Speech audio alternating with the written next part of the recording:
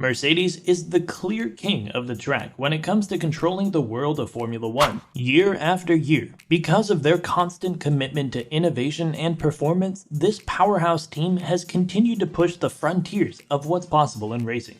Mercedes has repeatedly demonstrated that they are the team to beat on the F1 circuit, thanks to cutting-edge technology, lightning-fast vehicles, and a lineup of world-class drivers.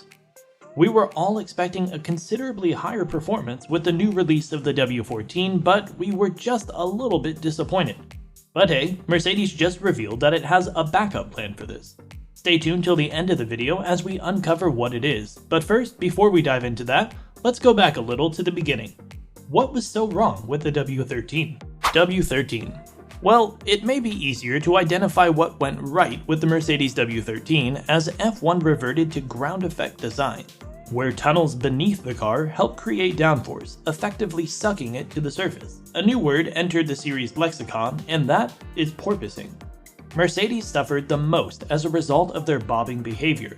Hamilton and Russell were outspoken about the issue all year, and the resulting safety concerns forced a change in the floor design standards for this year. When the team made its first substantial improvements to the 2022 car at the Spanish Grand Prix 6 races into the season, it thought it had made a breakthrough and corrected the porpoising. Further challenges arose, such as issues with the car's balance and the difficulty in getting the tires to the proper temperature. Wolff compared it to peeling off layers of an onion, with each wave of an investigation uncovering more faults while the drivers lost confidence behind the wheel.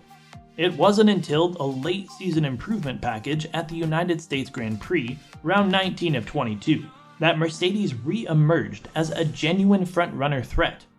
Its 1-2 finish in Brazil kept it from going winless, but it understood substantial adjustments were still needed with the W14. Russell stated at the launch of the W14 that the major thing they want is better consistency and predictability. And if you had to pick the worst possible balance, the W13 undoubtedly had it. And as a result, the W14 was born. W14.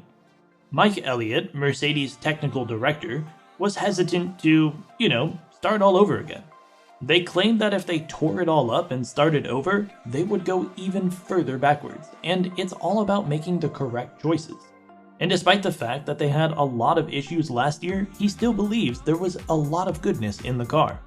As a result, the W14 did not offer a significant design departure from its predecessor.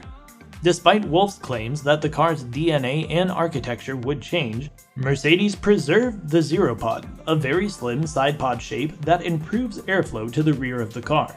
Mercedes is the sole team to pursue the sleek design concept, which differs significantly from Red Bull and Ferrari's approaches.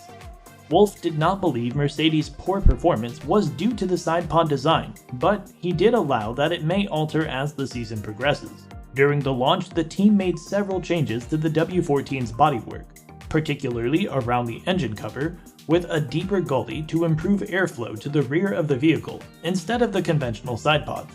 Nonetheless, given the difficulties of the previous year, it was far from the overhaul that many expected. In fact, the paint job was the most visible difference on the W14.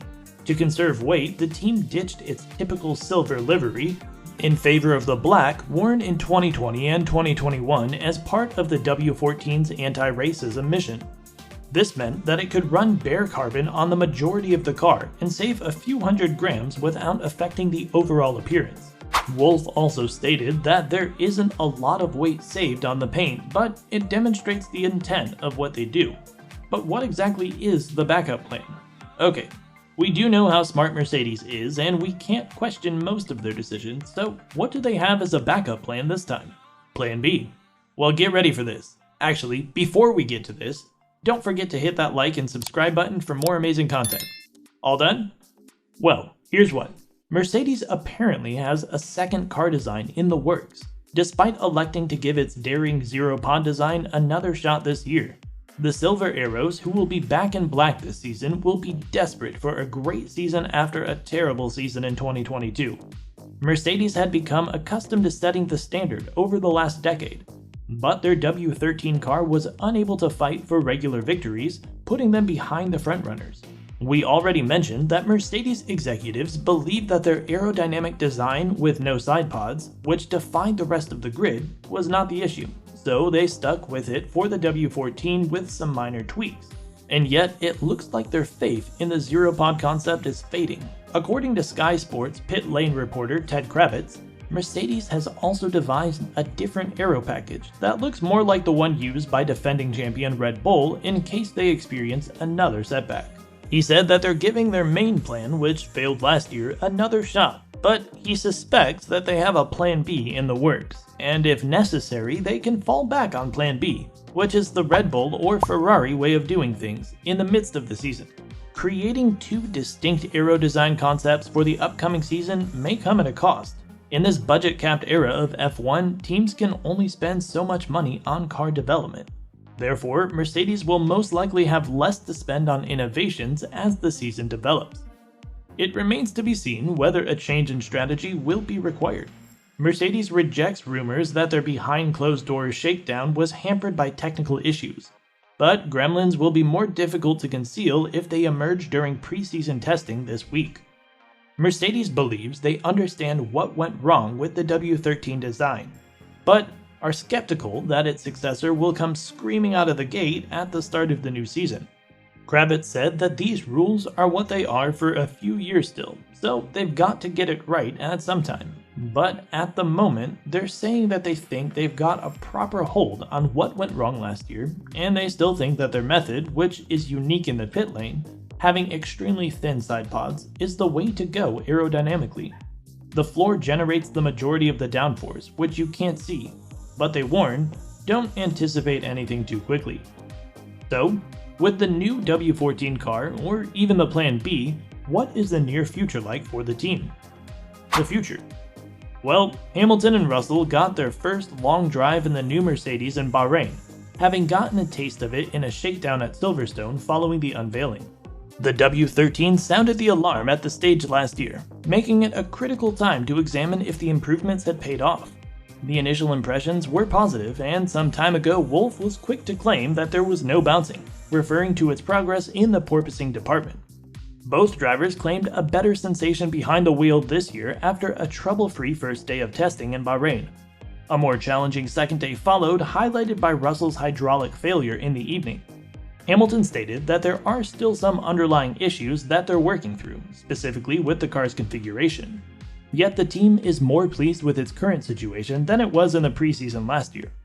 Russell added that it feels like it's a start in the right way, and when compared to this time last year, things are much smoother. He admitted that there were still things to work on, such as the car's balance mid-corner. According to the drivers, it is a car that Mercedes can properly develop and enhance without the baked-in faults of last season. Wolff described it as a really solid base, while Mercedes trackside engineer director Andrew Chauvelin described it as a far calmer, more stable platform to operate from.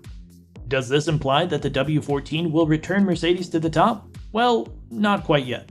Russell stated in Bahrain that taking on Red Bull from the first race of the season was a reach, especially considering Verstappen's outfit had looked fantastic in testing. Nevertheless, with the underlying difficulties appearing to be under control, there is renewed optimism that the car will steer Mercedes back on the right path. Adding that there's no reason why they can't get there at some point this year. I mean, we always witness Mercedes' strength and rate of development, so there is absolutely belief. What do you think? Share your thoughts in the comment section down below, and we'll see you in the next video. Until then, bye.